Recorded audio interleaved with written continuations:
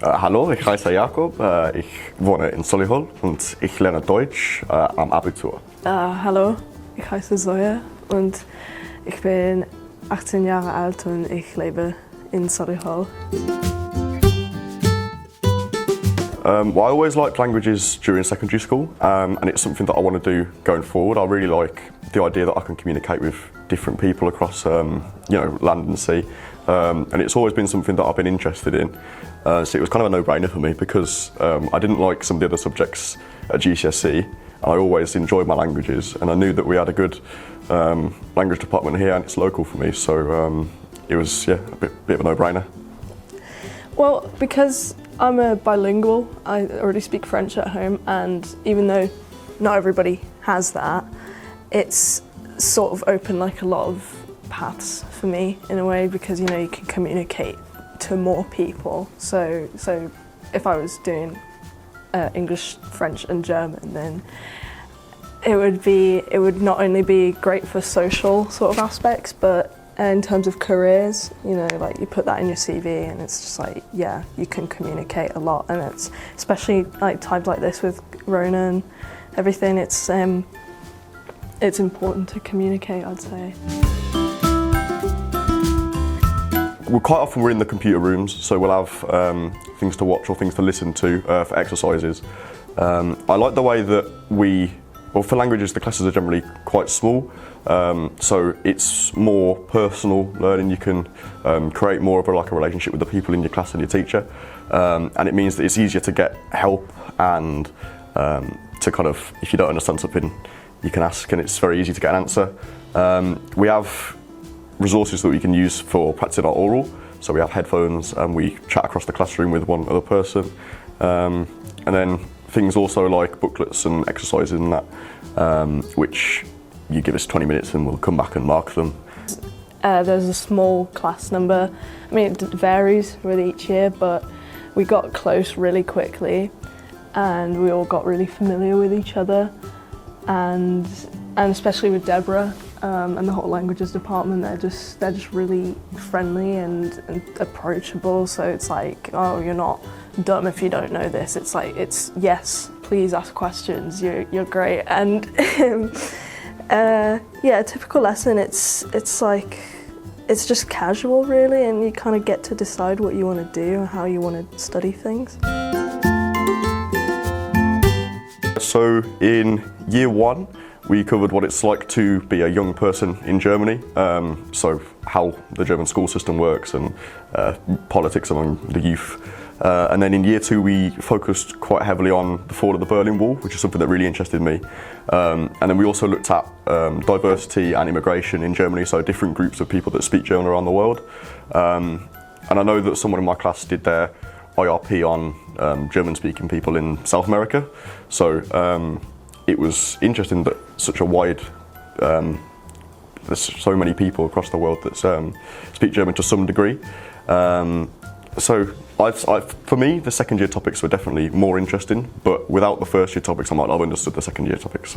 So we've got young people in Germany, like the kind of trends that young people like. So that's really sort of easy to study because young people are youth culture. It's a global sort of thing, and there's also like festivals, like not just Christmas and Easter from GCSE, but like more in-depth and more specifically German kind of things. And then my personal favourite is like the history of Germany from like 1989 and onwards, and that bit, it's really emotional, especially if you're doing like Goodbye Lenin or Das Leben des Anders, like in component 3, especially if you're doing that, it's really sort of an emotional sort of thing, and yeah, just really got me. Well, I liked learning about the Berlin Wall. We watched Goodbye Lenin, which is a film set in that time, which was really interesting because it showed the difference between East and West Berlin, which I obviously knew about but I hadn't really seen, so it was useful to visualise it. And then for me, as someone who's interested in like international relations and things like that, it was very interesting to find out about the different immigration groups into and out of Germany. although I don't know if that was the general consensus, but that certainly interested me. It was okay actually. It was very gradual because at the start obviously people are at different levels. So the first half term or term was getting everyone up to that standard level just above GCSE. And then once we were all there, it moved forward quite quickly, but it was definitely very manageable because, like I say, the classes are quite small. So if you've got a problem, you can sort that out. But I would say that it's taught in a good way. You know, it progresses through. You don't jump in right at the deep end. And then in year 2, you go on to some fairly complex structures and grammar and that, but it makes sense because you've had the first year. So I'd say the jump now is quite big, but at the start it was really manageable, quite gradual, yeah. It was definitely big, like it wasn't a smooth transition, but at the same time it wasn't difficult because, especially like I said with Deborah in the languages department, they made it sort of an easier jump, even though it was like big. You know, with more grammar and more vocab, definitely. I'd say it's the main difference is that you get to talk more casually rather than robotic, like, hi, I'm doing this and I'm doing that, and you can kind of just talk like I am now and just flow, and that's the biggest jump for me, I'd say. Definitely. I think at the start of the course, you know, we had a trip planned to Berlin, which obviously didn't go ahead, but I was a little bit tentative that I might not be able to speak as much as I'd like to be able to, but now, if we were doing that trip, I think I'd be absolutely fine. We're all definitely at a solid level of conversational German, which I think is more important because quite often at GCSE you learn almost useless information. You know, you learn how to say that you go into the shop, but we've developed that into the point where I think I could actually hold a conversation if I was out there. So yeah, I'm pleased with that.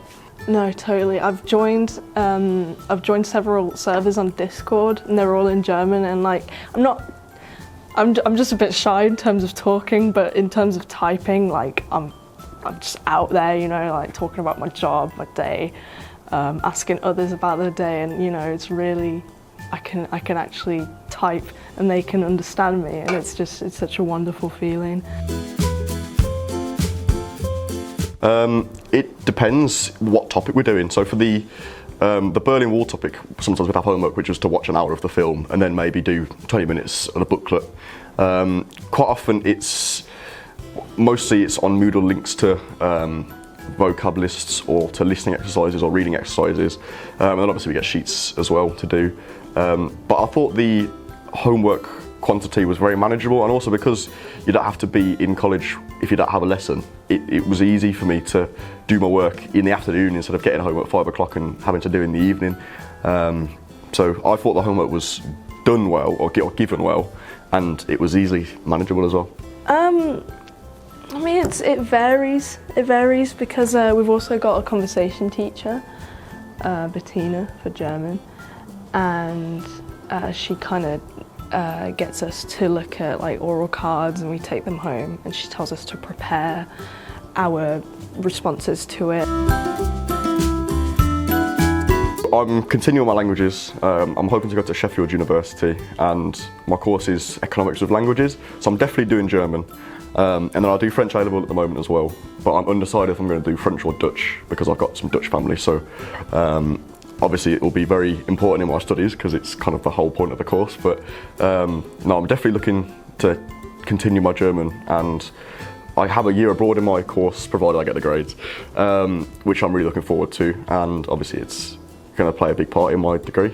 Well, I'm hoping to go to university in Holland, and I'm going to do English language and culture there.